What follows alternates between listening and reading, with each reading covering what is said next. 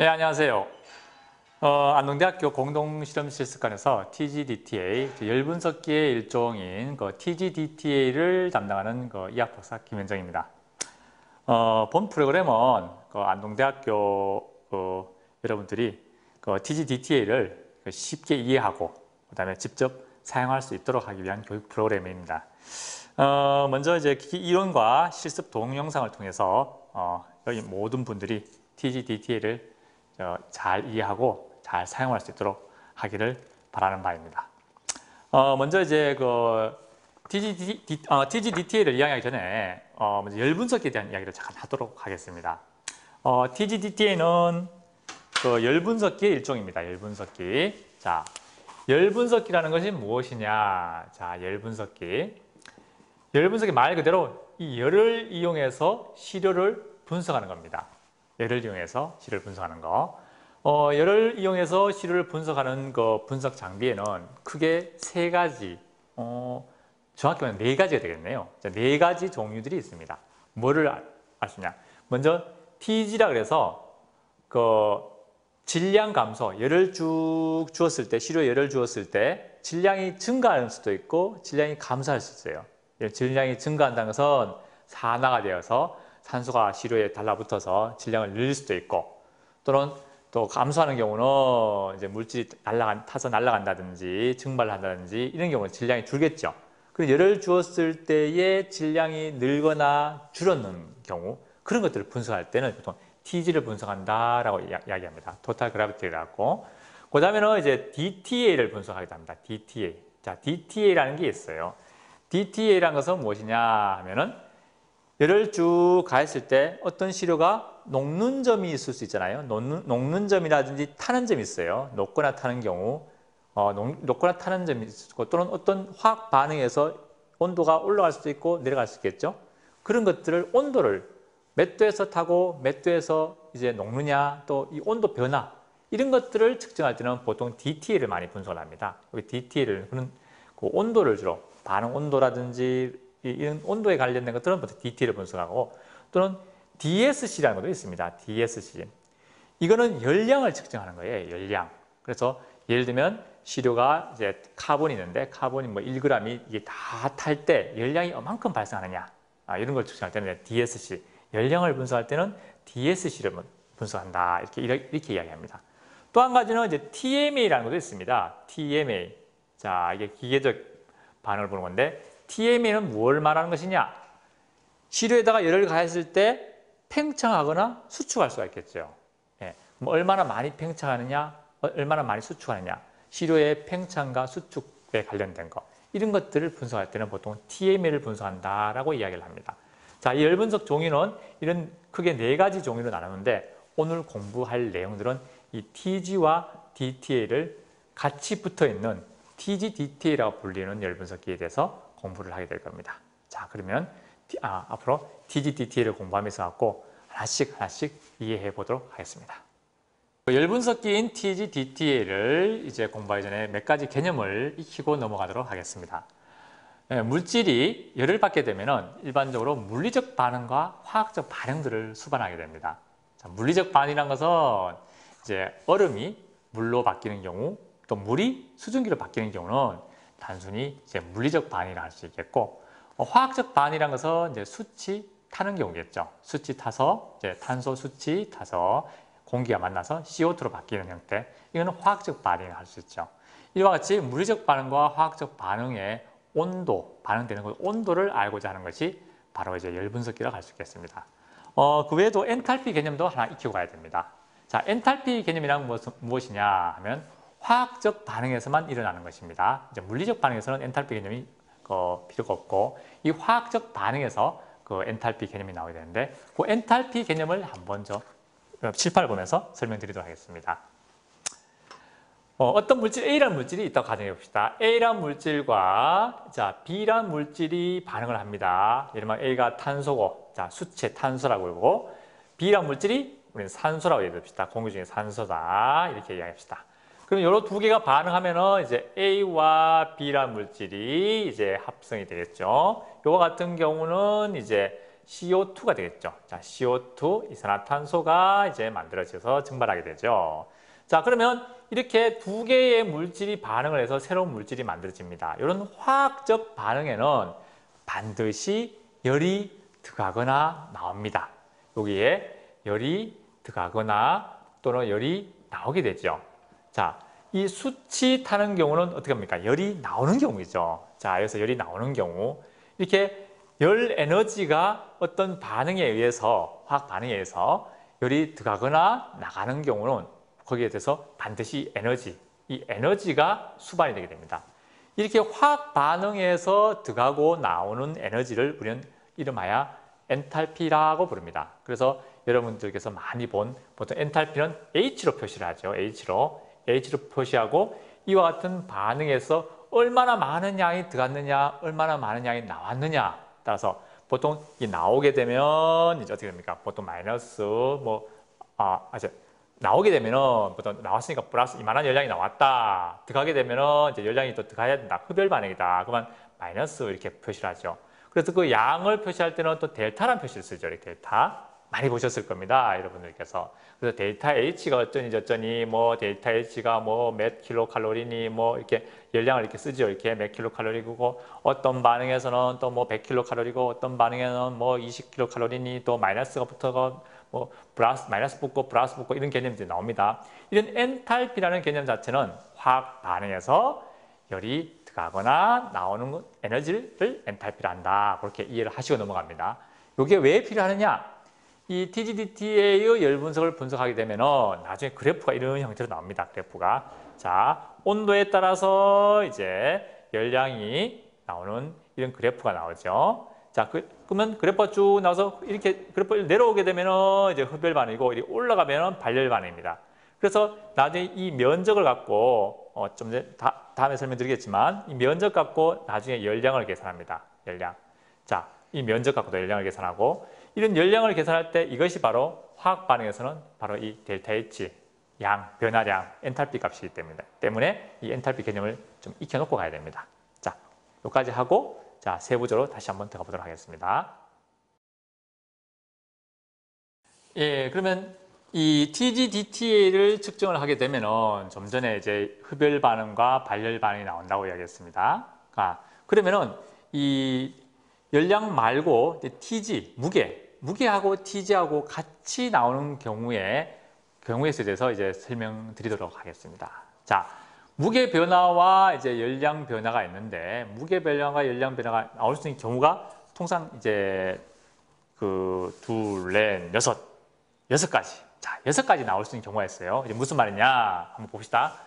이렇게 6가지의 그래프를 이제 예를 들어 봅시다. 이렇게 그리고 자, 2개 그리고 자, 또 1개, 또 1개 그리고 자, 또 1개 해서 4개. 자, 6개의 경우를 한번 봅시다.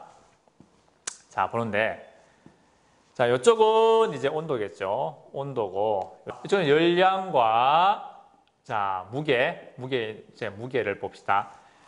일단 물질에다가 이제 열을 쭉 가해갖고 이제 물질의 변화를 보는데 무게는 일정한데 열량이 이렇게 내려오는 경우가 있을 수 있어요. 흡열 반응의 경우가 있고 또 무게는 일정한데 발열 반응이라는 경우가 있습니다. 자, 여기는 TG, 자, 무게를 나타내는 게 TG고 열량을 나타내는 게 DTA입니다.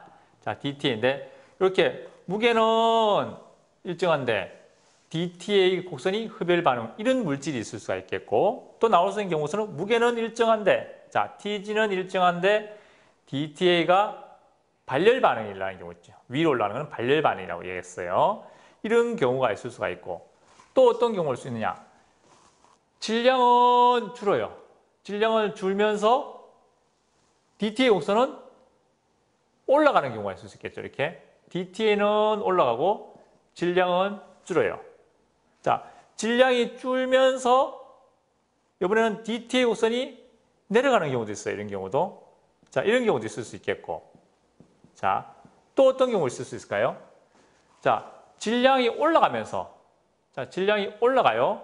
자, TG가 올라가면서 DTA 곡선이 올라가는 경우도 있겠고 같이 또 질량 곡선이 올라가면서 DTA 곡선이 내려오는 경우도 있을 수 있겠죠. 자, 이런 경우가 생길 수 있습니다. 이 6가지 경우가 있을 수 있어요. 예, 요 6가지의 경우 말고도 또 나올 수 있는 경우가 있다고 하시는 분들이 있을 겁니다. 틀림없이. 자, 자세히 보면 나올 수 있는 경우의 수가 또 있어요. 자, 어떤 경우냐? 자, 보시면은 자, 요렇게 다시 한번 봅시다. 열량은 일정한데, 자, DTA 열량은 일정한데 질량이 주는 경우, 이런 경우도 있지 않습니까? 라고 생각하는 경우 있어요. 또 하나 경우도 또 있죠.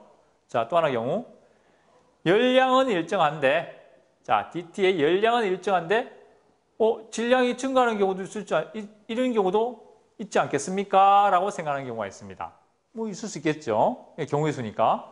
그런데 현실적으로 이 물질 반응에 의해서 갖고 열량 변화 없이 무게가 줄거나 느는 경우는 존재하지 않습니다. 이런 경우는 전자한 자체가 말이 안 되는 경우입니다. 그래서 만약에 이제 찍었는데 기계 찍었는데 이런 경우가 나왔어요. 이런 경우 이 나오는 경우는 어떤 경우냐? 이거는 이 DTA가 사실 흡열이나 발열이 있는데 기계 자체가 감도가 좋지 못해서 이 미세한 이 DTA를 잡지 못하는 경우예요. 비록 이런 그래프가 나오더라도 DTA는 없고 질량이 줍니다. DTA가 없는데 질량이 늡니다. 이렇게 해석하면 안 됩니다. 단지 기계 감도가 그만큼 정밀한 열량 측정을 못 따라가기 때문에 그래프를 표시를 못 하는구나 라고 해석을 하셔야 돼요. 아시겠죠? 예, 이런 것들에 혼선을 가지시면 안 됩니다. 그래서 혹시나 이제 이 그래프를 나중에 해석하시다가 혼선이 있을 것 같아서 이 부분을 미리 좀 설명을 좀 드린 겁니다. 자, 그러면 이런 경우는 없다. 그래서 지워버립시다. 지워버리고 실제로 나올 수 있는 경우는 요 6가지 경우입니다. 6가지 경우. 자, 6가지 경우인데 자, 보시면은 자, 이런 경우가 어떤 경우인지 하나씩 짚어가면서 설명을 해보도록 하겠습니다. 자, 먼저 이런 경우죠. 자, 질량 변화는 없어요. 질량 변화는 없는데 이제 온도를 쭉 감에 따라서 열량이 흡열 반응으로 일어났다. 자, 이런 경우가 어떤 경우일까요? 이런 경우, 자, 예를 들면 이제 얼음이 녹아요. 얼음이 녹는 경우, 자, 얼음이 녹아도 얼음에서 얼음 1g을 갖고 이걸 녹였어요. 그러면 녹은 물은 몇 g일까요? 맹 1g이죠. 맹 1g. 무게 변화는 없어요. 그러나 얼음이 물로 변하기 위해서는 열을 흡수를 해야 되죠. 열을 흡수를 해야 얼음이 물로 변하죠. 그게 흡열 반응을 하겠죠. 그래서 열량 곡선은 DTA는 흡열 반응을 하는 경우, 또는 물이 수증기로 증발하는 경우도 마찬가지겠죠. 물 1g이 수증기로 증발했어요. 그러면 수증기의 무게가 바뀝니까? 안 바뀌죠. 맹 1g이 떠돌아다녀요, 공기 중에. 그러나 물이 1g 수증기로 바뀌기 위해서는 열을 흡수를 해야만이 수증기로 변하죠. 자, 그런 마찬가지로 질량 변화는 없지만 열량 변화는 흡열 반응이 일어나야 되는 경우, 이런 경우가 바로 이런 그래프 형태로 나는 거죠. 꼭 물뿐만 아니라 다른 것도 마찬가지겠죠. 자, 일반적으로 물질이 녹는 경우, 쇠가 녹는 경우도 마찬가지예요. 철이 1550도 정도에 녹는데 철이 녹는 경우도 녹아도 질량 변화는 없죠. 그러나 열량 변화는 흡열 반응으로 일어납니다.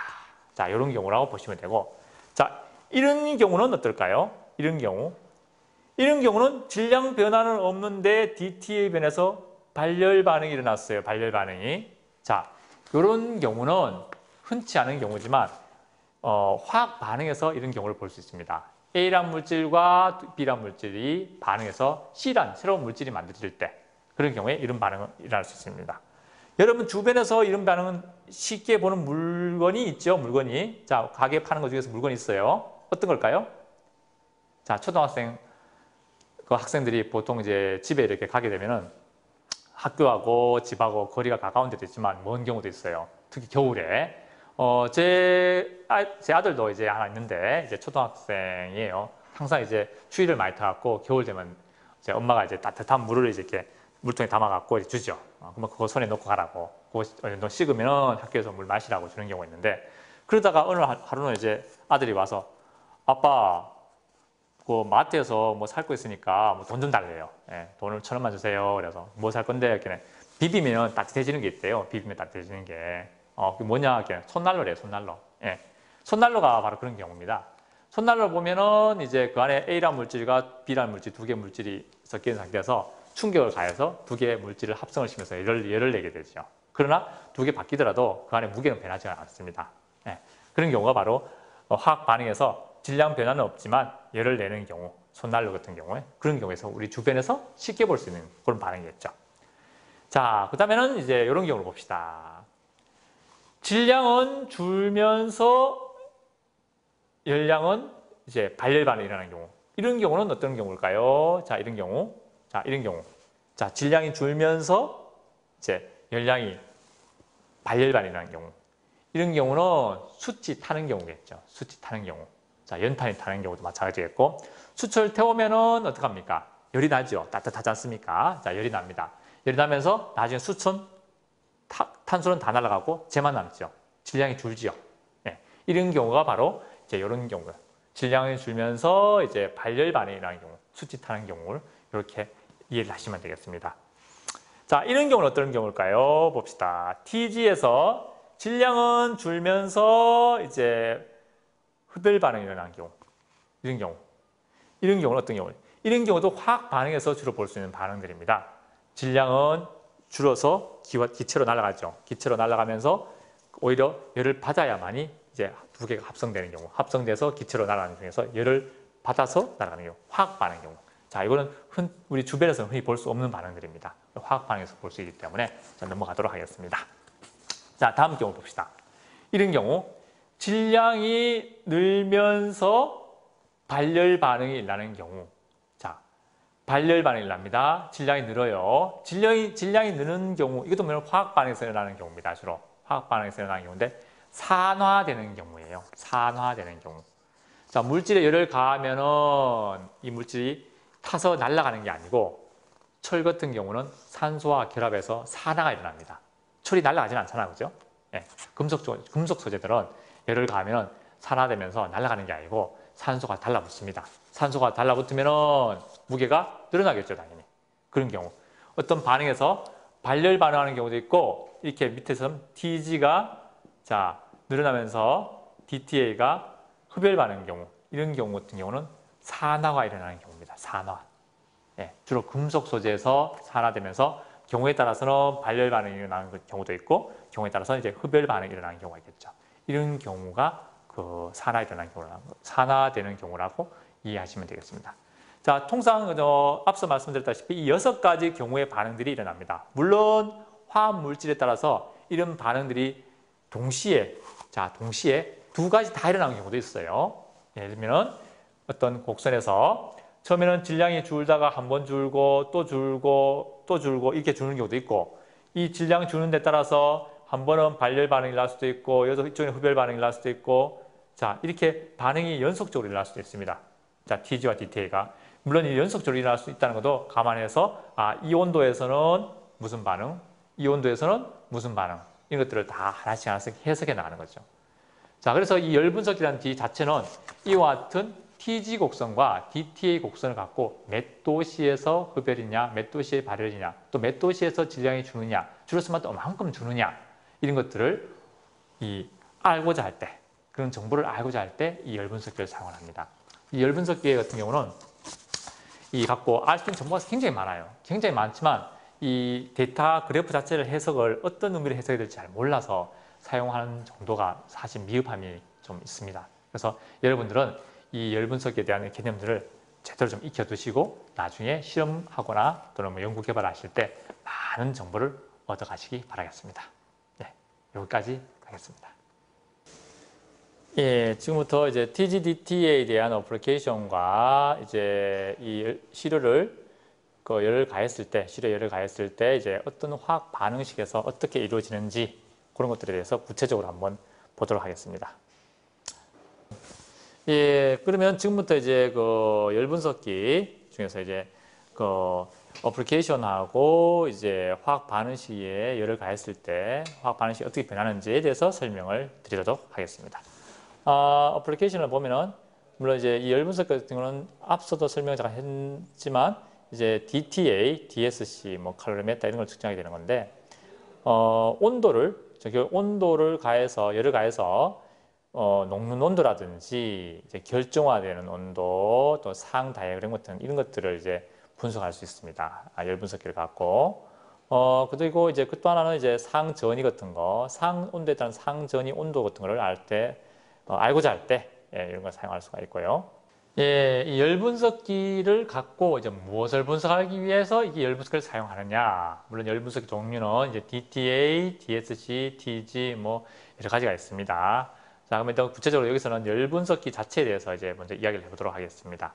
이 열 분석기를 갖고 뭐를 알고자 할 때 쓰느냐? 자, 여기 보시면 이제 녹는 온도, 또 결정화, 크리스탈라이제이션 결정화 온도를 이제 알고자 할 때, 그래서 이제 상 다이어그램을 만든다든지 이때 이제 열 분석 데이터가 필요합니다.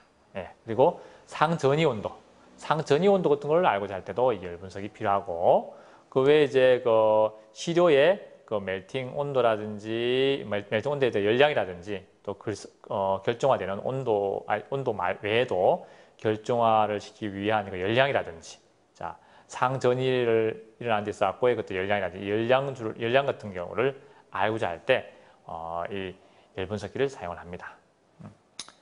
예, 열 분석기를 갖고 이제 무엇을 알 수 있느냐? 여기 대해서 설명을 먼저 드리겠습니다. 이 열 분석기를 이용하는 경우는 주로 이제 반응 온도를 아는 경우와 이제 반응 온도 외에 그 열량을 알고자 할 때 보통 열 분석기를 사용을 합니다. 그 열 분석기 중에서 특히 DTA, DSC가 가장 많이 사용하는 거죠. 자, 그러면 이제 그 외에 오늘 할 때는 뭐 TG까지 하지만 이제 여기는 DTA와 DSC부터 먼저 설명을 드리겠습니다. DTA라는 것은 주로 온도를 알고자 할 때, 물질 반응 온도를 알고자 할 때, 특히 뭐 녹는 온도라든지 결정화 시키는 온도라든지 이런 상다이어그램 만들 때 주로 이렇게 그 DTA를 사용을 하게 되고요. 그 다음에 상전이 온도라든지 이런 걸 알고자 할 때 보통 DTA를 많이 분석을 합니다. 그 외에 이제 열량을 알고자 할 때, 자, 밑에 보시면 열량을 알고자 할 때는 이제 녹는 열량, 결정화되는 열량, 상전이 일어나는 열량을 알고자 할 때 보통 이제 DSC를 많이 사용을 하죠.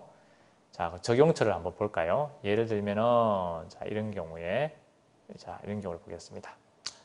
자, 액체에서 이제 기체로 바뀐다. 이제 에버레이션. 이때에 이제 그 온도는 몇 도냐? 그때 또 그 열량은 얼마가 필요하냐? 또는 고체가 가스로 바뀔 때. 자, 이때도 이제 그 몇 도에서 고체가 가스로 바뀌느냐? 또는 이제 그때 열량은 얼마 들어가느냐? 이런 것을 알고자 할 때 이 열 분석기를 많이 사용을 합니다. 밑에도 한번 예를 들어 볼까요? 자, CuS4 오수화물입니다. CuS4 오수화물에 열을 가하면은, 자, CuS4하고 물로 떨어져 나오죠. 자, 물이 이렇게 떨어져 증발하게 되고, 나중엔 CuS4, 황산구리만 남죠. 자, 이것도 이제 좀 더 세분화됐을 때, 자, CuS4 이제 이수화물짜리를 이제 열을 가하면은 1차 온도에서 이제 0.5 수화물이 남고 1.5 H2O만 날아갑니다. 물론 여기서 요 CuS4 0.5 H2O에서 열을 더 많이 가면 나머지 0.5 수화물도 나중에 떨어지게 되겠죠. 물론 이 떨어지는 온도, 여기서 이 수화물에서 0.5만 남는 데는 온도가 몇 도 정도 가야 되는지, 또 그때 열량은 얼마인지, 또 열을 더 많이 0.5 수화물이 붙은 것마저도 열을 내가 띄고 싶다. 그러면 이때는 또 몇 도까지 온도를 올려야 되는지, 또 온도를 얼만큼 올렸을 때 그때 열량은 얼마인지 이런 것들을 다 알고자 할 때 이런 열 분석기를 사용을 합니다. 그 외에 다른 경우도 한번 간단한 예를 들어보겠습니다. 자, CaCO3, 탄산칼슘도 이제 열을 가하면 CaCO3에서 CO2 날아가죠. 날아가면서 CaO만 남습니다. 이때는 이제 온도를 몇 도를 가야 되는지, 또 열을 또 얼마나 많이 가야 되는지 이런 걸 알고자 할 때도 열 분석기가 필요하겠죠. 요 반응에서 주로 우리 많이 보는 거, 요걸 생석회라 부르죠. 생석회 부르는데, 이거 비료도 많이 쓰이고 이런 것들이 이제 시멘트에도 많이 쓰이는 반응입니다. 그다음에 이제 CaOH2에서 이제 열을 가하게 되면은 CaO와 이제 H2O가 이제 떨어져서 증발하게 되면서 CaO가 남습니다. 이거는 보통 소속회라 부르는 건데, 이때는 이제 온도를 이 소속회를 갖고 생석회를 만들 때는 이제 온도를 얼마나 가야 되는지, 또 열량을 얼마나 많이 주어야 되는지 이런 걸 알고자 할 때도 이런 열 분석기를 사용해서 그 결과를 얻을 수가 있습니다. 그 외에도 뭐 또 메탈 같은 거, 이 메탈, M이 메탈인데 메탈에다가 메탈이 산화되는 경우죠. 산소가 붙어서 산화되는 경우. 그때는 이제 산소가 얼마나 많이 붙느냐, 산소가 붙었을 때 무게는 얼마나 늘어나느냐, 뭐 이런 것들도 전반적으로 이제 열 분석기를 갖고 이제 알고자 할 때 사용을 합니다. 예, 앞서서는 이제 6가지의 그 TG와 DT의 곡선이 어떤 식으로 만들어지고 이와 같은 6가지 경우의 수에서 각각이 어떤 반응이 나는 것을 이제 예를 들어 설명을 해드렸습니다. 그러면 실질적으로 이제 그 분석한 데이터를 보고 다시 한번 확인을 해보도록 하겠습니다. 이 데이터는 카오리나이트라고 하는 이제 광물질이죠. 이 물질을 이제 측정을 한 건데. 이 물질 측정했을 때 아래서 보는 것 같이 이런 복잡한 그래프가 나옵니다. 아주 복잡하죠. 복잡한 그래프 나오는데 하나씩 한번 볼까요? 자, 여기서 이제 앞서 설명드린 6가지의 그 TG와 DT의 변화에 따라서 어떤 반응이다는 걸 우리 예측할 수 있다고 했습니다. 그러면 여기서 실제 데이터를 한번 봅시다. 실제 데이터, 이건 카오리나이트라고 하는 물질인데 보면 굉장히 복잡하죠. 자, 붉은 색깔 복잡하게 나오고 파란 색깔도 나오고 굉장히 복잡하게 나옵니다. 자, 요쪽에서 이제 보시면 TG라고 적혀 있는 부분은 파란색이죠. 요게 파란색이 바로 TG 곡선이에요. TG 곡선. 여기서 질량이 한번 쫙 줄고 또 가다가 또 질량이 쫙 줄었죠. 그거 쭉 질량 변화가 없죠. 그 다음에 이제 녹색 부분 DTG를 봅시다. DTG 보면은 녹색 부분인데 자, 처음에 온도가 이제 열량이 쫙 내려왔다가 다시 열량이 유지됐다가 이어서 한번 또 열량이 돼서 이렇게 변화가 없게 되죠. 예, 이거는 이제 뭡니까? 온도. 여기에 따라서 온도가 어떻게 변하는 온도 곡선을 나타내는 거죠. 자, 하나씩 살펴보도록 하겠습니다. 자, 먼저 이 부분을 봅시다. 자, 이 부분 같은 경우는 자, 룸 템퍼러처 250도까지. 자, 250도 요쯤 되겠죠. 이쯤. 250도 사이에서 일어난 반응. 요 반응이 바로 뭐냐? 자, 열량이 쭉 내려왔어요. 흡열 반응. 흡열 반응이고, 그때의 질량이 줄었어요. 자, 질량이 줄는다는 것은 흡열 반응이 일어나면서 질량이 줄었다. 이거는 이 카오리나이트에 있는 물이 증발했다. 물이 증발하니까 질량은 줄고 흡열 반응이 일어나겠죠. 자, 물이 이제 증발하는 반응이었습니다. 자, 그 다음에 다음 250도에서 940도까지 이쯤 되겠네요. 이 그래프네요. 이 그래프. 자, 이 그래프는 뭐냐? 이 그래프에서 보면은 자, 질량이 줄어요. 질량이 쭉 줄면서 또 흡열 반응이 나죠. 흡열 반응이. 자, 질량이 줄면서 흡열 반응이 나는데 여기서는 그 카오리나이트가 보면은 카오리나이트가 메타 카오리나이트로 변화가 되는 겁니다. 자, 메타 카오리나이트 변화가 됐을 때 이때 흡열 반응과 질량이 줄고 다음 반응 볼까요? 자, 이렇게 온도가 뾰족하게 온도가 이렇게 그 발열 반응이 뾰족하게 나오죠. 이런 것 같은 경우는 이제 그 메타 카오리나이트가 이제 뮬라이트로 상변이 일어나는 거죠. 상변이 일어날 때도 이렇게 열량 변화가 일어납니다. 이런 경우에 이렇게 해서 각 온도 구간 질량과 열량 곡선을 이렇게 놓고 이 카오리나이트가 어떤 형태의 물질로 변화돼 가는가를 이제 해석할 수가 있죠. 이때 이제 열량 분석기를 열 분석기를 많이 사용을 하게 됩니다. 다른 예를 한번 볼까요? 자, 이거 같은 경우는 이제 철입니다. 철에 대해서 열을 쭉 가했을 경우다. 자, 철이란 것은 뭐 우리가 늘 주변에 접하는 철이지만 이것도 온도에 따라 상변을 일으킵니다. 자, 요거 보면은 이제 769도씨에서 반응이 하나 일어나고, 자, 그 다음에 924도씨에서 반응이 하나 일어나고, 1004도에서도 일어나네요. 그다음에 1500도 이상, 1533도에서 굉장히 큰 픽이 하나 나오네요. 자, 여기 보면은 이 철이 결국 769도씨에서는 이제 휴리트 포인트라고 해갖고 나타나는 변화고, 여기서는 이제 전이 알파에서 감마로 철 구조가 알파에서 감마로 변하죠. 자, 알파에서 감마로 변하는 구간이고, 요 구간은 이제 요 구간은 감마에서 이제 델타로 변하는 구간이고, 여기 굉장히 크게 나오는 거, 이 녹는 점입니다. 자, 1550도 이 온도에서 녹는다는 거죠. 이 그래프는 이제 녹는 온도죠. 결국 이 철이 녹기 전까지는 이 모든 한 번과 두 번, 세 번 이런 변화의 상변이 과정 거치면서 마지막에 녹게 되는 거죠. 자, 이렇게 뭐 철 중에서도 다 같은 철이 아닙니다. 우리 흔히 뭐 철이라면 다 같은 철로 보지만 이런 상변이 자체의 온도가 변할 수도 있고 이 녹는 온도도 다른 이물질이 들어가게 되면 이 온도도 바뀔 수가 있습니다. 이물질이 많이 들어가면 많이 들어갈수록 녹는 점이 올라갈 수도 있고 내려갈 수도 있고 물론 어떤 금속을 쓰느냐에 다르겠죠. 특히 금속공학과에서는 철에다가 미량의 어떤 다른 원소들을 넣어서 이 온도들 변화를 보기도 하고 또 이 온도 변화를 갖고 이 철을 어디에 쓸 것이냐, 엔진에 쓸 것인가, 아니면 일반 뭐 자동차 같은 경우에 이제 엔진에 쓸 것이냐, 아니면 뭐 철판을 그냥 외곽에 쓰는 철판을 쓸 것이냐 이런 것들을 결정할 수도 있겠죠. 자, 이런 경우는 이제 스틸이 이제 금속 자체의 스틸이 산화되는 그래프입니다. T지만 나온 거죠. T지만 보여주는 건데 이렇게 그래프가 쭉 올라가지 않습니까? 자, 쭉 올라가면 산화되는 경우는 이런 형태의 그래프가 나타납니다. 그래, 좀 전에 요거는 이제 열량 곡선만 나타내서 표시해서 설명한 드린 거고, 자, 이 부분은 이제 T지만 갖고 설명한 거. 물론 이제 무게당 이제 이 T지 그래프를 쭉 이제 요 4g 정도 올라갔네요. 최종. 자, 최종 올라왔는데 늘어난 이만큼 요 4g만큼 늘어났기 때문에 4mg만큼 늘어났기 때문에 이 4mg만큼 이제 산화됐다라고 할 수 있죠. 나중에 데이터를 표시할 때는 그 4mg 표시하는 게 아니고 시료 g당 이제 얼만큼 이제 산화되었다 환산을 시켜갖고 이제 표시를 하게 됩니다. 자, 그리고 오늘 여기 본 것은 이제 실제 측정한 데이터를 갖고 설명을 드렸는데 여러분들께서는 이제 이런 그래프들이 아마 찍는 시료마다 다 다르게 나올 겁니다. 다 다르게 나오기 때문에 그 각각을 갖고 다 이제 해석을 정확히 하는 게 굉장히 중요한 만큼 이제 열 분석기를 잘 이용해서 이렇게 데이터 해석을 잘 하실 수 있도록 바라겠습니다. 네, 지금부터는 이제 그 열 분석기 중에서 TGDTA에 대해서 이제 직접 기계를 켜는 방법하고 어떤 식으로 이제 기기가 오퍼레이트가 되는지 그 원리에 대해서 이제 설명을 드리도록 하겠습니다. 제일 처음에 이제 기기를 작동시키기 위해서는 이제 가스 분위기가 상당히 중요합니다.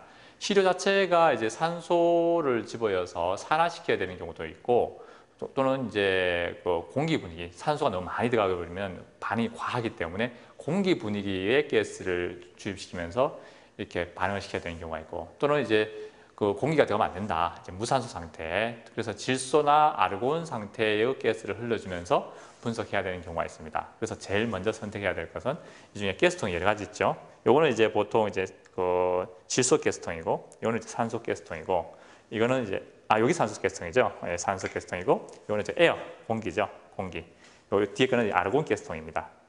지금 현재 이제 우리 공시관에서는 이제 원터치 형태로 되기 때문에 쉽게 이제 질소 가스에서 내가 산소 가스를 써야 된다. 그러면 요걸 살짝 파란색 이걸 눌러줍니다. 누르는 상태에서 이걸 빼면은 이렇게 빠집니다. 이렇게 빠지는 것을 내가 산소를 쓰겠다. 그러면 산소에다가 여기다가 밸브에다 그냥 쑥 집어넣으면 되죠. 집어넣고 돌리면 이제 산소 가스가 공급되는 거죠.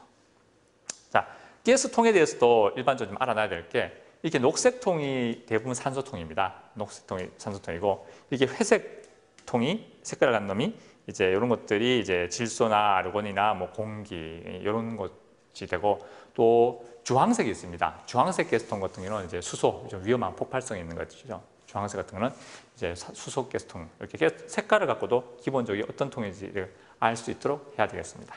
예, 그러면 기기를 직접 켜고 이제 반응을 이제 어떻게 되는지 한번 살펴보도록 하겠습니다.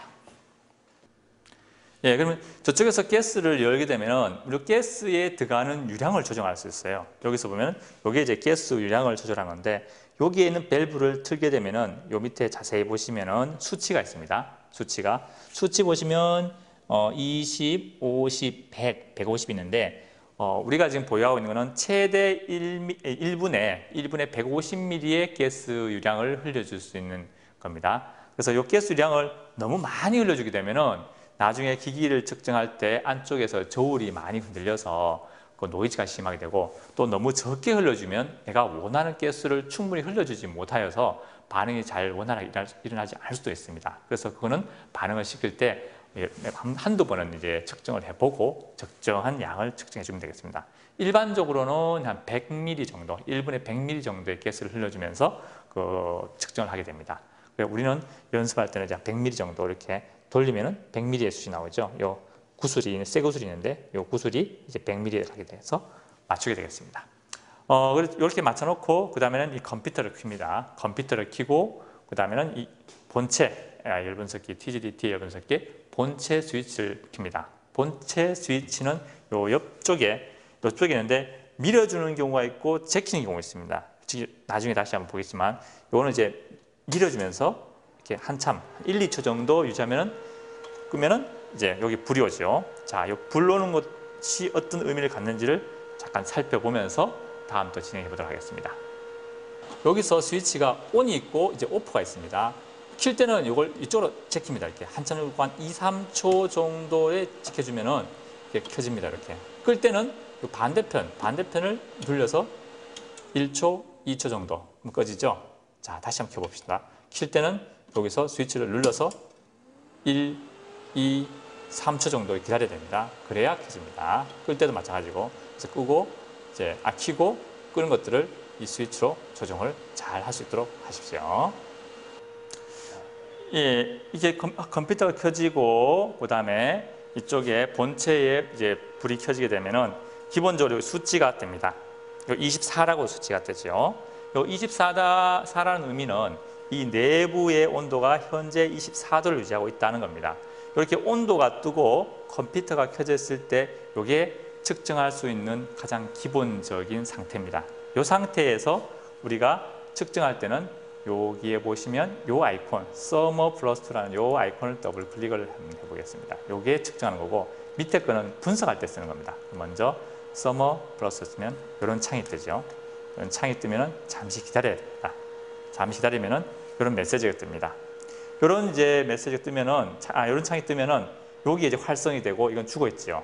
이건 채널이 1, 2, 3를 의미하는 건데 요 1이라는 것은 이제 요 기계하고 연결된 겁니다. 물론 요 소프트웨어 자체가 이런 기계를 본체를 하나, 둘, 셋, 3개까지 연결시킬 수가 있어요. 3개까지 연결시켜서 동시에 측정할 수 있는데 지금은 1개만 연결되어 있기 때문에 요 채널 1만 살아있고 이 2개는 다 죽어 있는 상태. 이거는 신경 쓰지 마시고 요 창을 위주로 해서 측정을 하면 됩니다. 할 때는 이제 좀 메이저 요거를 눌러주면은 자, 기본 측정할 수 있는 이런 창이 뜹니다.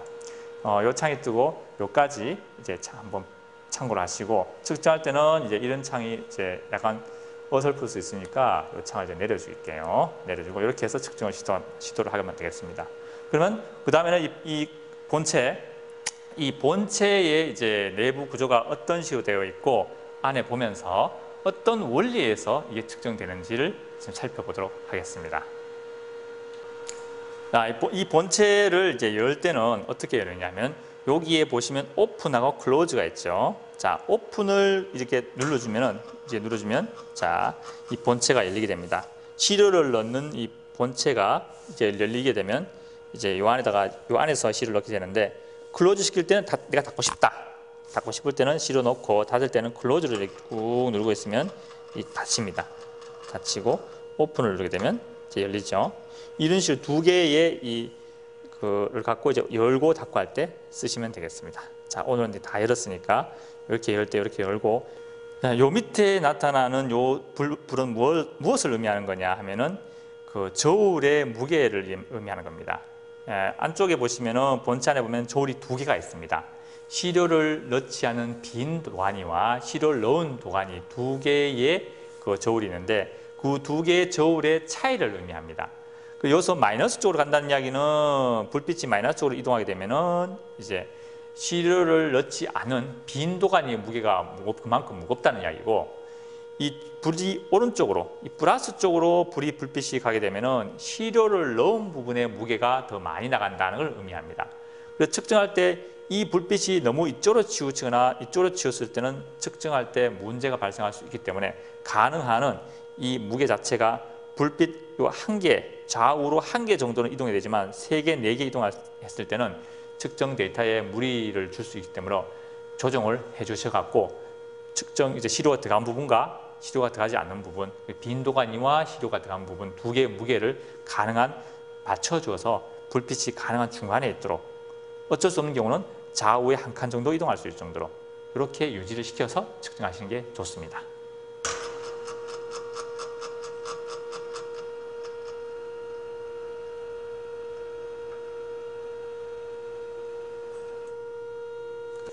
이 본체를 열게 되면은 두 개의 도가니가 보입니다. 두 개의 도가니가. 요 왼쪽과 이제 오른쪽에 도가니가 보이는데, 이 도가니가 어디에 있느냐? 요 긴 막대 모양, 이게 노드라고 부릅니다. 노드라고 불리는 이 긴 막대 위에 올려져 있습니다. 자세히 보시면 요 도가니는 이렇게 올려져 있죠. 자, 올려져 있는데 요 올려져 있는 게 이 안쪽에 미세한 저울이 두 개가 있습니다. 요거를 재는 저울과 요거를 재는 저울, 두 개의 노드를 재는 저울이 이 안쪽에 있습니다. 그래서 저울에서 이제 무게를 감지를 하게 되죠. 그래서 보통 요 왼쪽 부분, 요 왼쪽에는 이제 빈 도가니를 넣고 오른쪽에 시료를 넣습니다. 오른쪽에. 나중에 이 시료 넣는 게 바뀌어 버리면 그래프가 역순으로 나오기 때문에 혼선이 올 수 있습니다. 그래서 반드시 여러분들께서는 사용하실 때 항상 이 오른쪽에다가, 이 오른쪽 도가니에다가 시료를 넣어야 됩니다. 잊지 마십시오. 자, 근데 만약에 시료를 넣는데 이 오른쪽에 시료를 넣는데 이 시료 무게가 많이 나간다. 그러면 오른쪽과 왼쪽에 무게 차이가 생기겠죠. 그러면 좀 전에 설명했다시피 이 무게 차이가 생기면은 이제 이쪽으로 요 보시면 본체의 불빛이 바뀐다고 했습니다. 좀 전에. 나중에 다시 한번 보도록 하고요. 그래서 이제 반드시 이쪽에 무게가 너무 많이 나간다. 샘플 시료 무게가 많이 나간다 그랬을 때는 이 왼쪽 부분에 그 알루미나, Al2O3라고 하는 알루미나가 있습니다. 알루미나를 넣어서 양쪽 다의 무게를 비슷하게 맞추어 주어야만 한다는 거 잊지 마십시오. 자, 그러면 이 안쪽에 이제 저울이 어떻게 형태로 되어 있는지 해체시켜서 한번 살펴보도록 하겠습니다.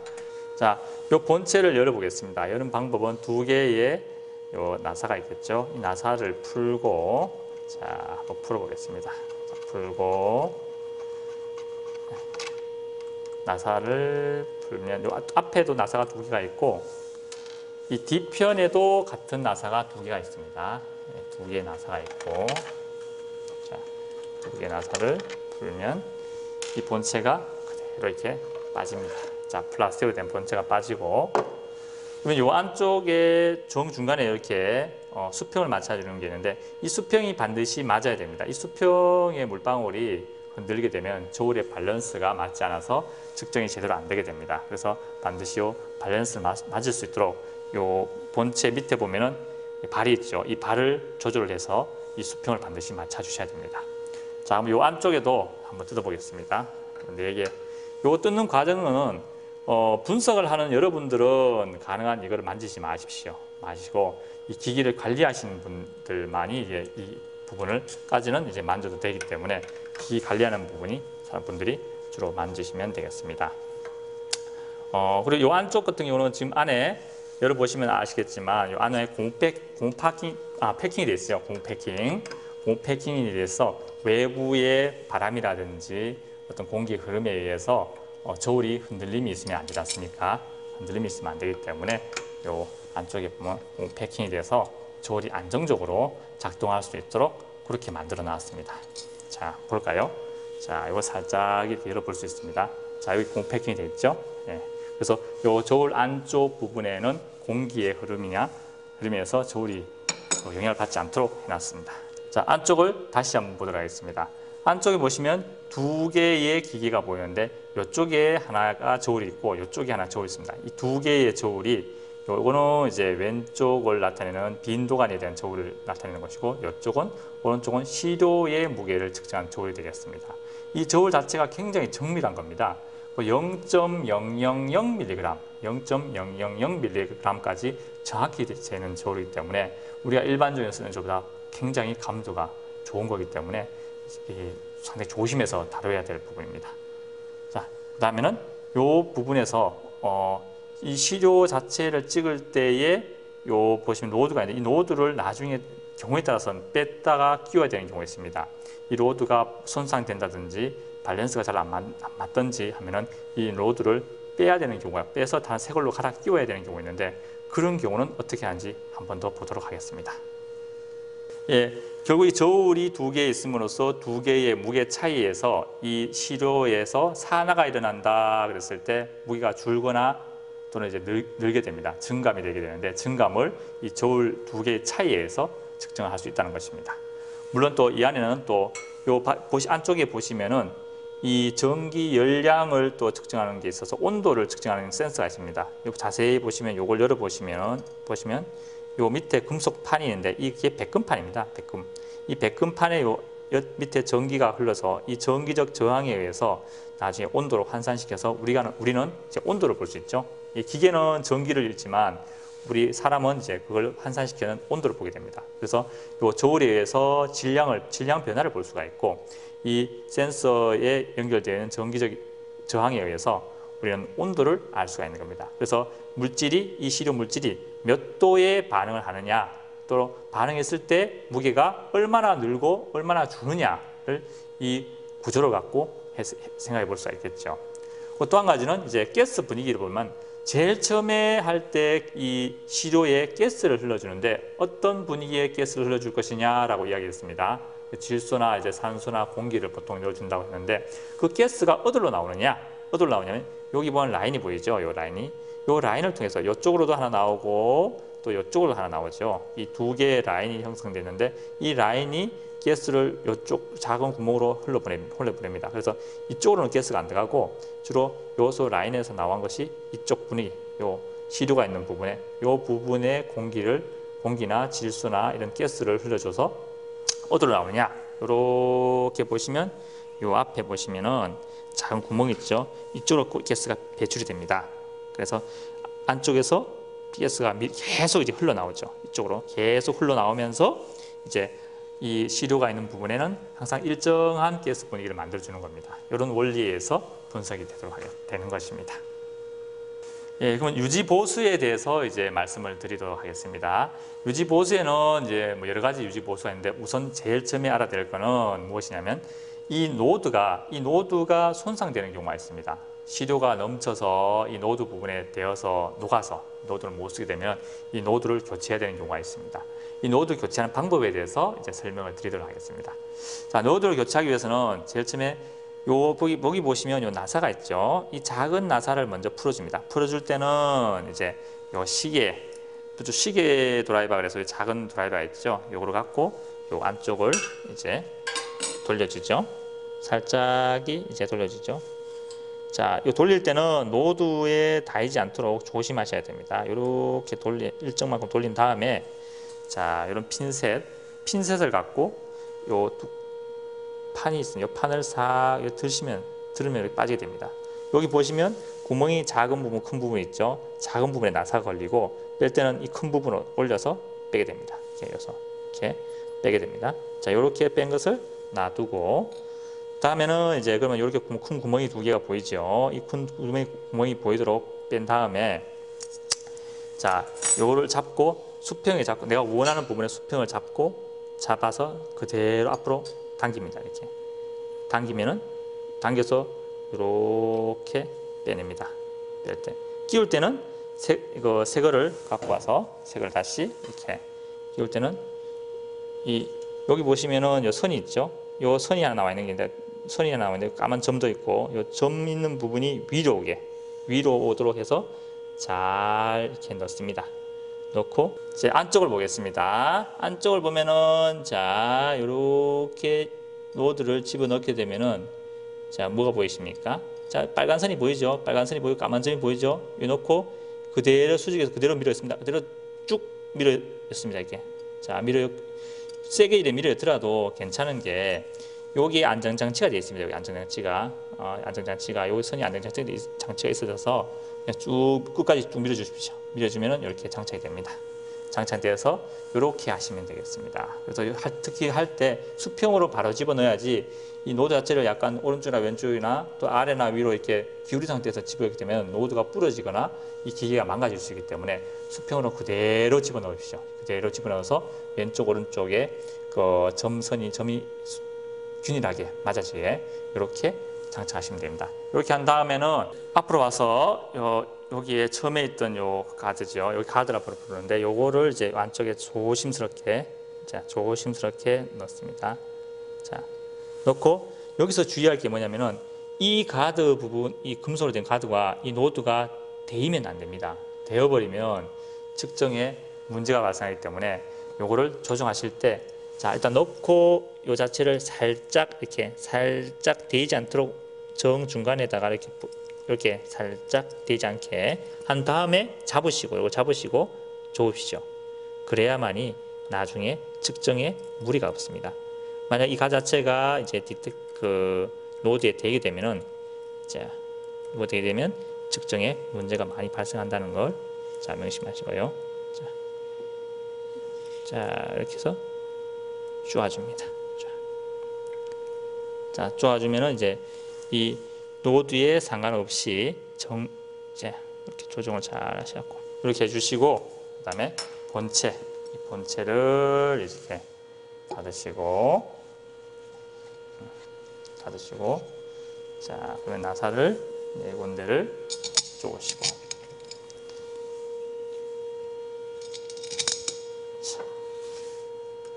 자, 나사 4개 쪼으신 다음에는 그 다음에 해야 될 게 뭐죠? 자, 그 다음에 해야 될 게 뭐냐? 나사 쪼을 때는 가나 대각선 방향으로 먼저 쪼아주는 게 좋죠. 이제 모든 나사의 기본은 대각선으로 먼저 쪼아주시고, 자, 그 다음에 쭉 쪼아주시고,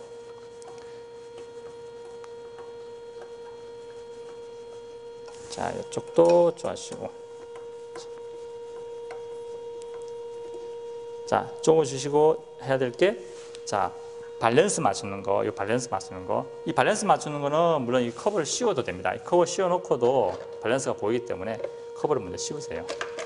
커버를 씌우시고, 그다음에 나사를 쪼으시고,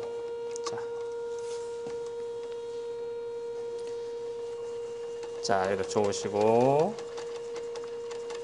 이쪽도 쪼으시고,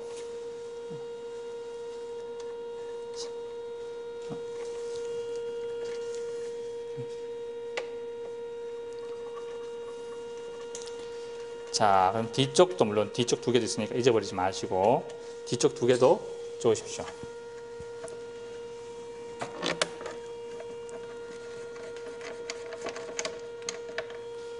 자, 뒤쪽 2개도 이쪽 부분도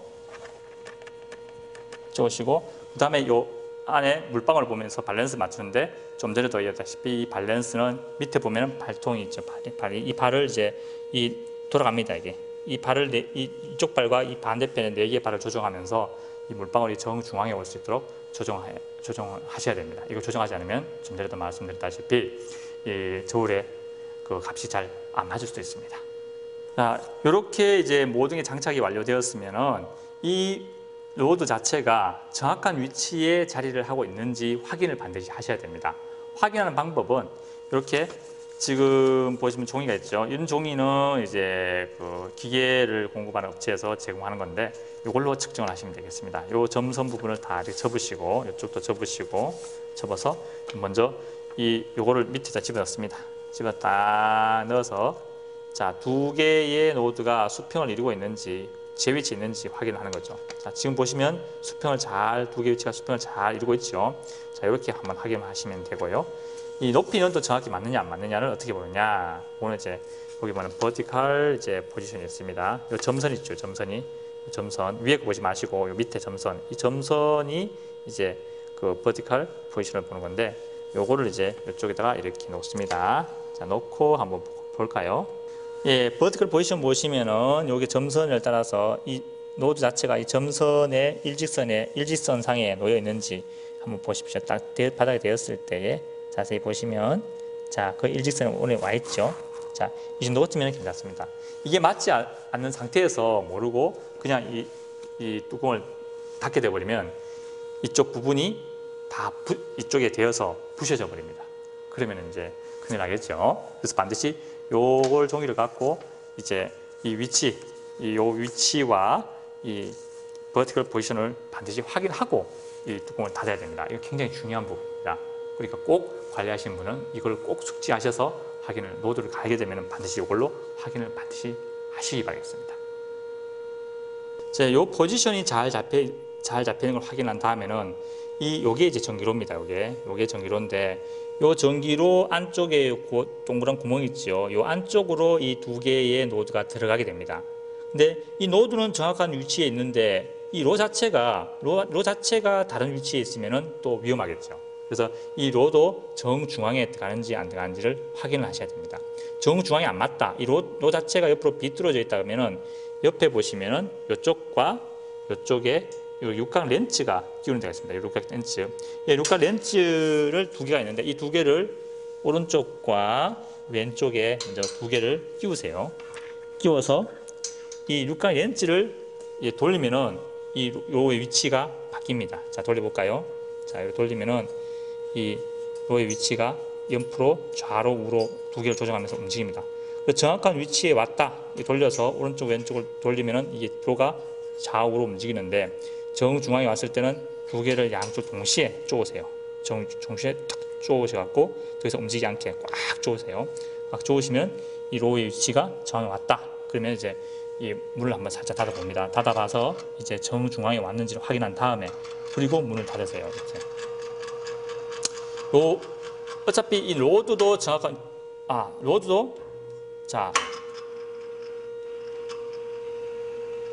로드도 정확한 위치에 있어야 되고 이 로도 정확한 위치에 있어야만이 이 시료 측정이 무리하게 시료 측정 자체가 정확히 이루어질 수가 있습니다. 시료 준비를 하는 것을 보여드리도록 하겠습니다. 이 기계에는 시료를 준비하는 데 있어 갖고는 반드시 이 기계에 맞는 샘플 홀더를 사용하셔야 됩니다. 이 샘플 홀더에는 그게 알루미늄 홀더하고 알루미나 홀더하고 두 가지가 사용될 수가 있습니다.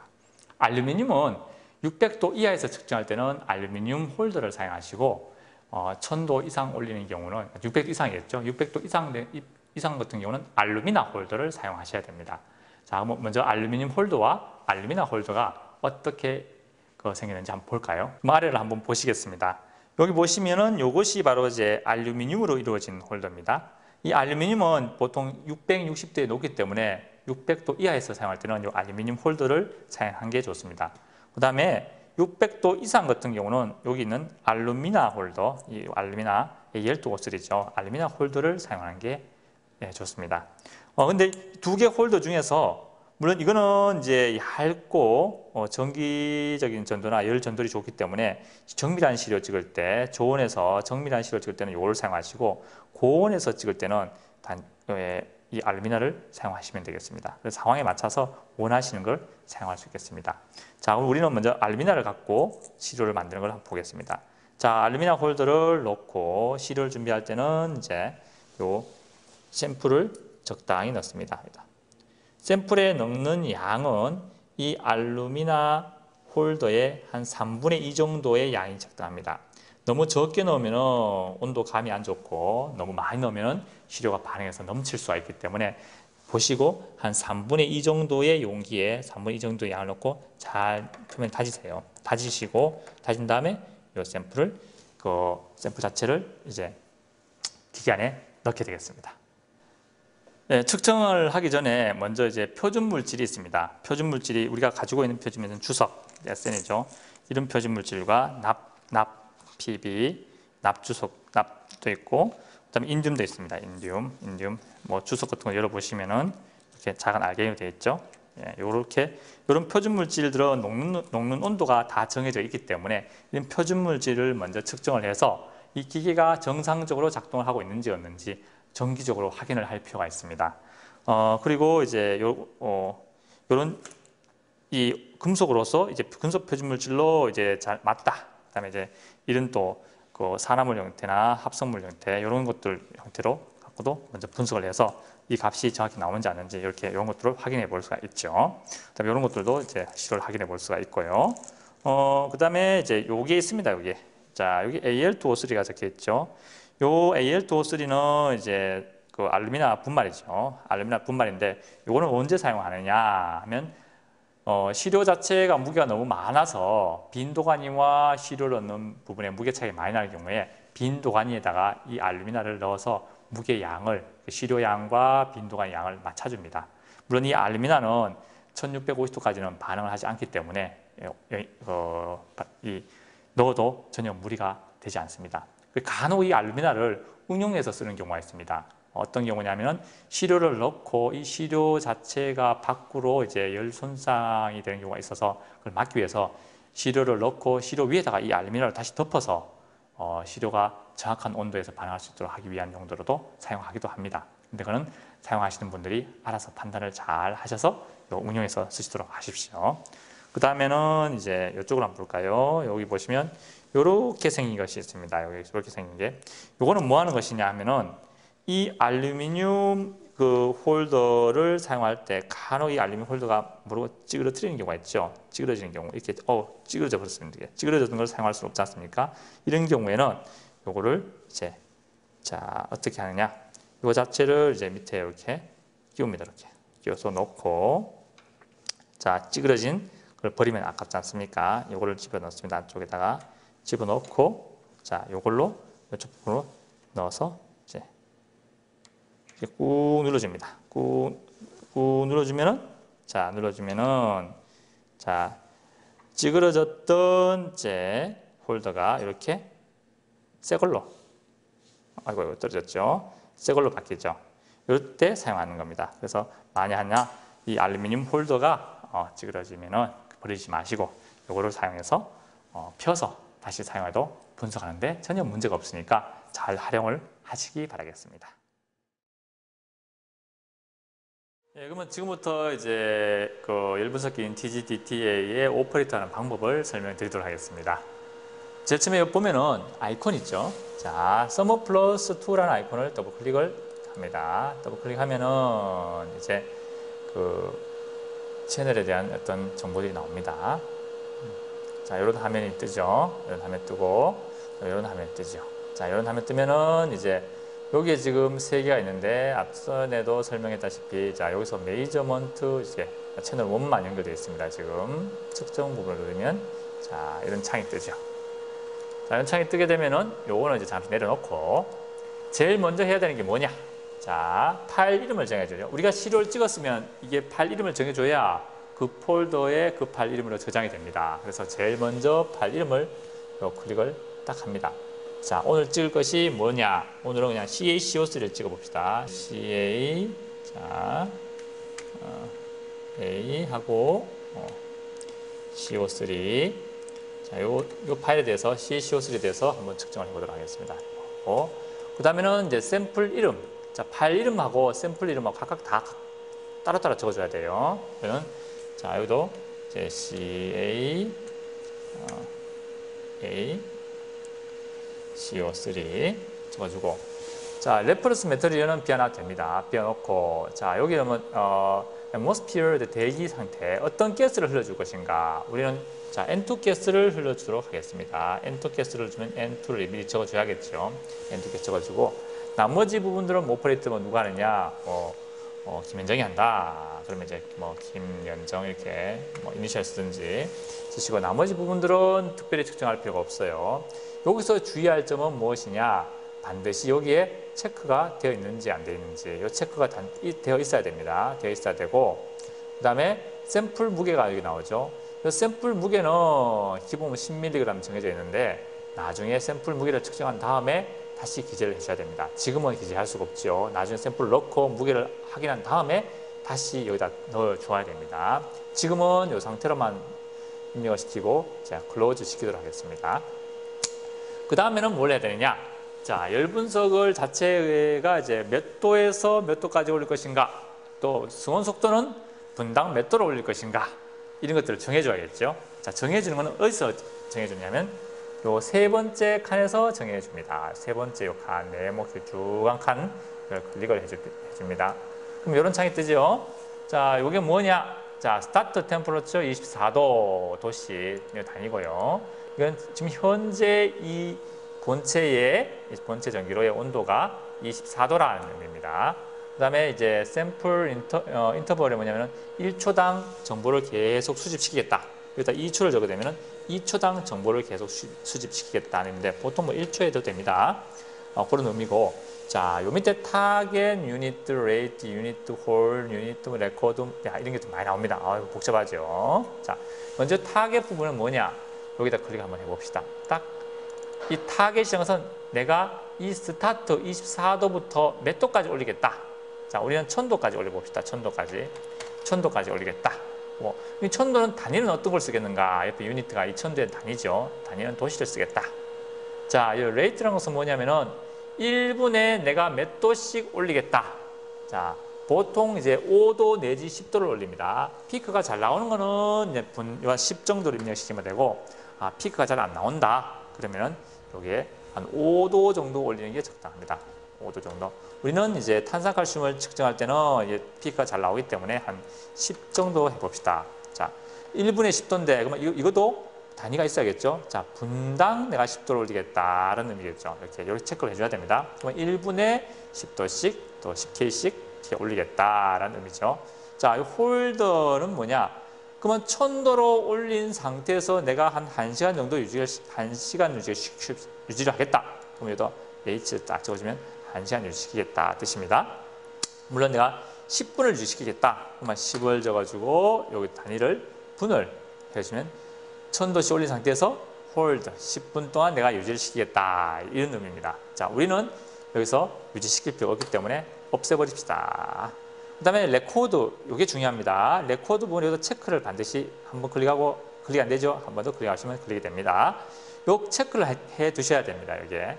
만약에 여기 체크가 안 되면 정상적으로 그래프가 쭉 나오면서 측정은 되는데 데이터가 없어요.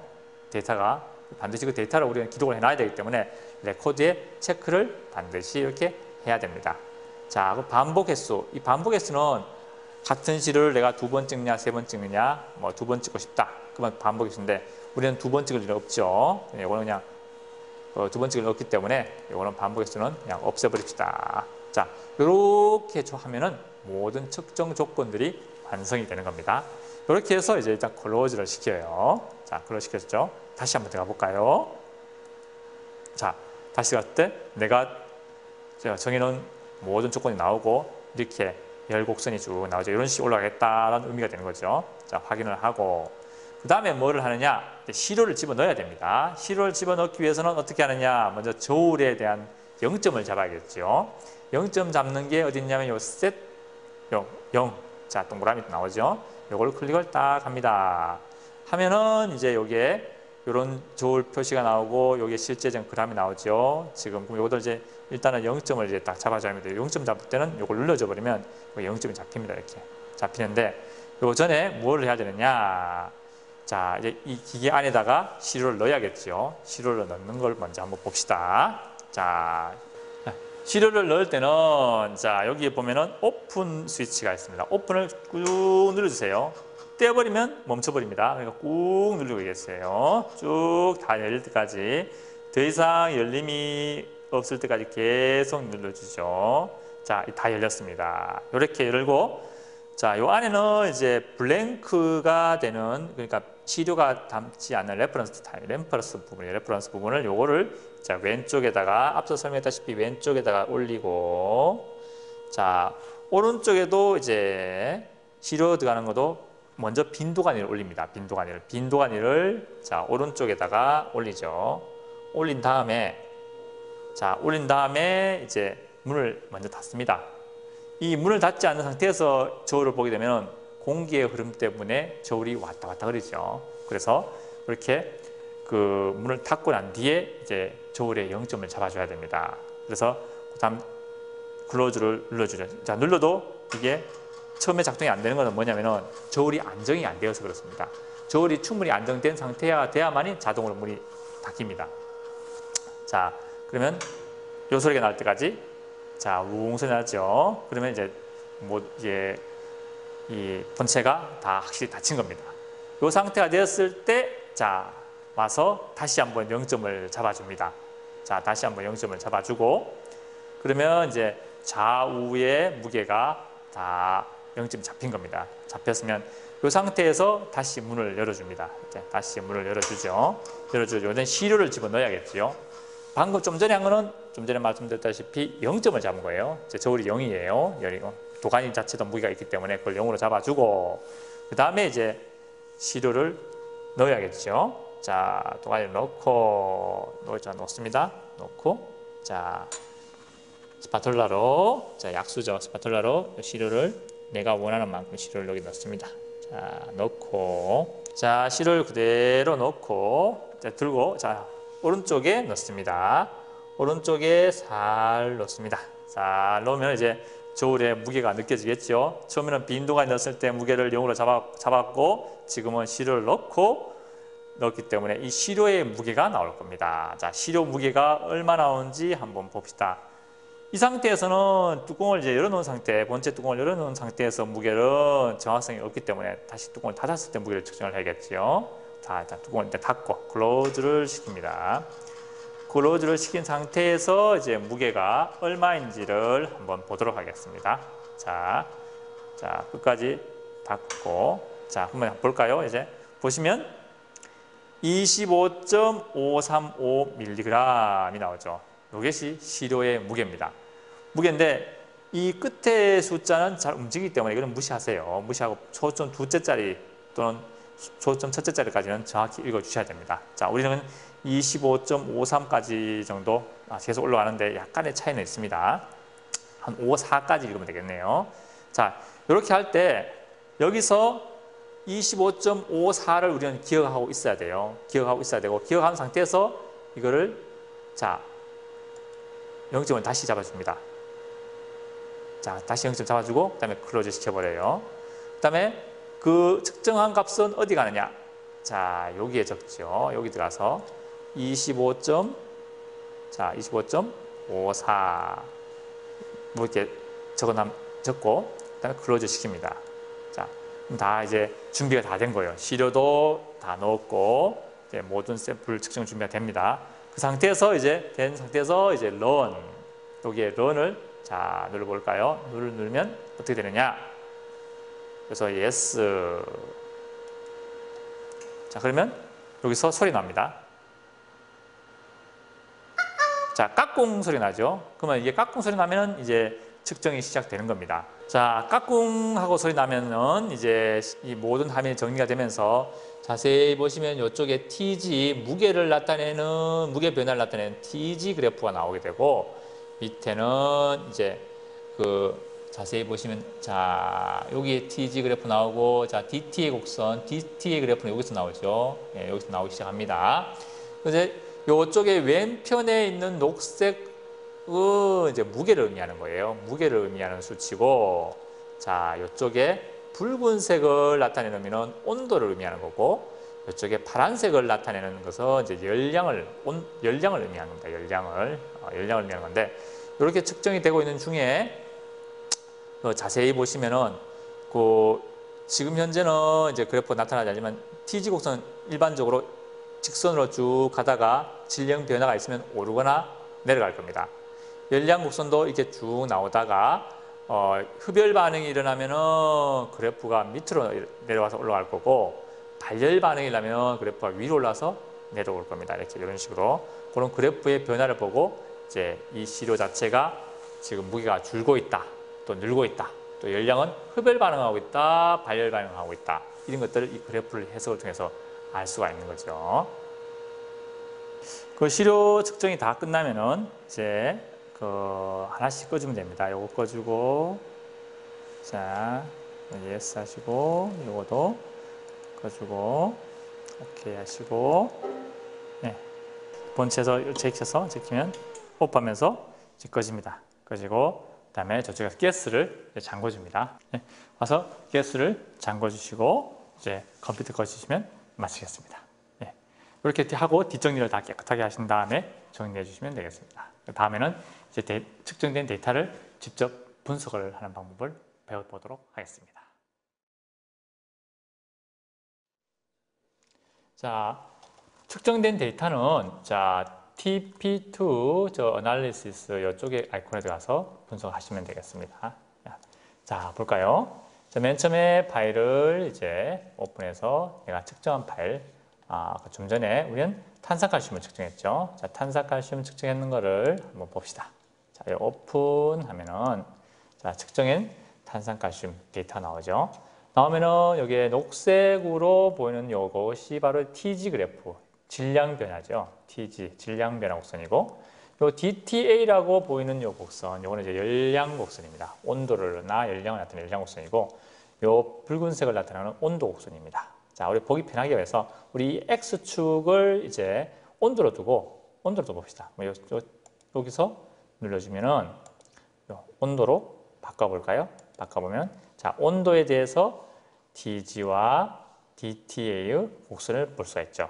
자, 그러면 여기서 먼저 TG를 먼저 보면은 일정하게 쭉 가다가 여기서 이제 쭉 떨어지죠. 떨어지면 이제 요 선을 하나 클릭을 딱 합니다. 그러면 좀 선이 좀 굵어지죠. 그때 이 로스 부분에 클릭한 다음에 자, 시작 온도, 질량이 감소하는 시작점과 질량이 다 감소한 끝점, 자, 끝점을 클릭을 해서 하면은 자, 41.77%가 나오죠. 41.77%가 총 100%에서 41.77%의 질량이 감소했다는 것을 의미합니다.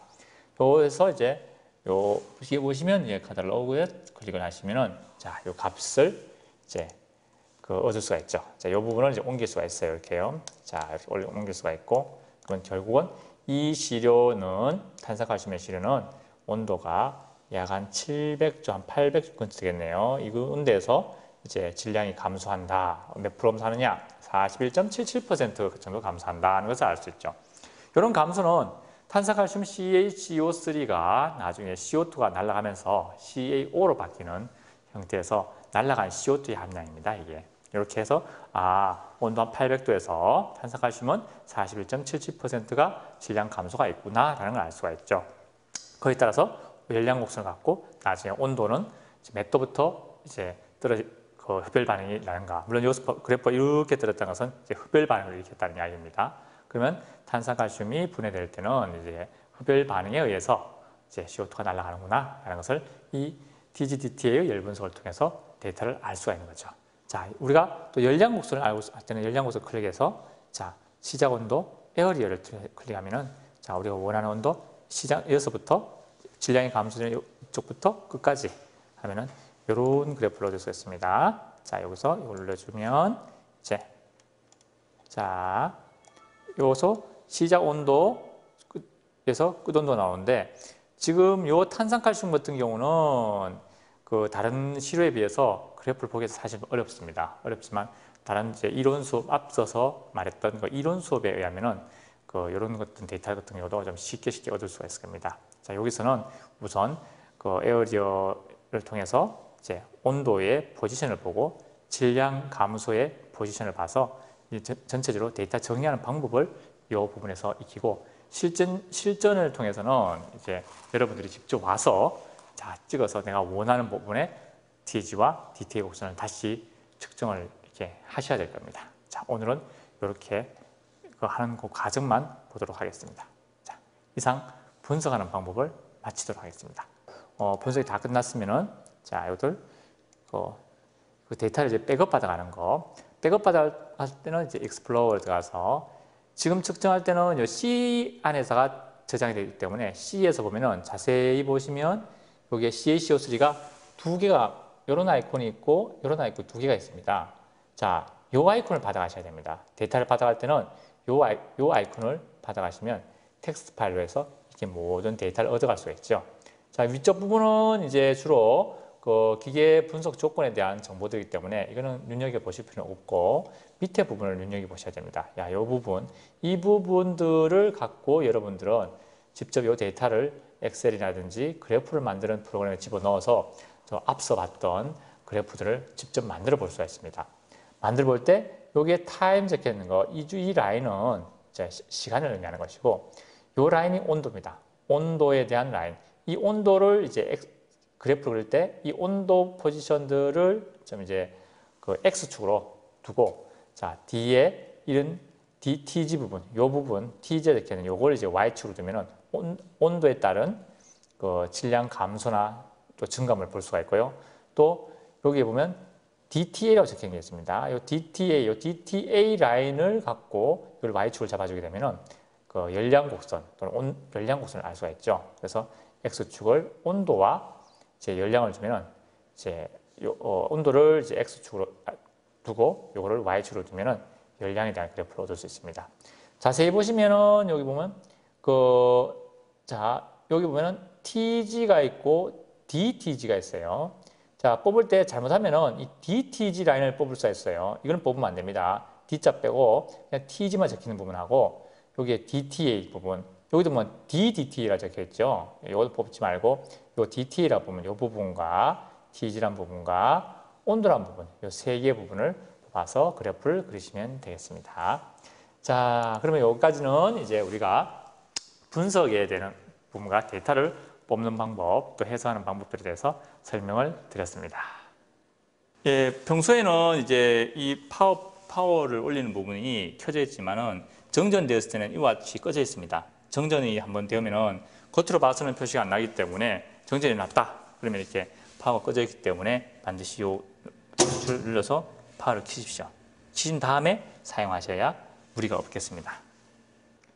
예, 이로써 이제 기기에 대한 전반적인 오퍼레이터하고 이제 유지 보수, 앞서선 이런 것까지 모두 마쳤습니다. 그동안 이제 열 분석에 대해서 공부하시느라 여러분은 수고 많으셨습니다.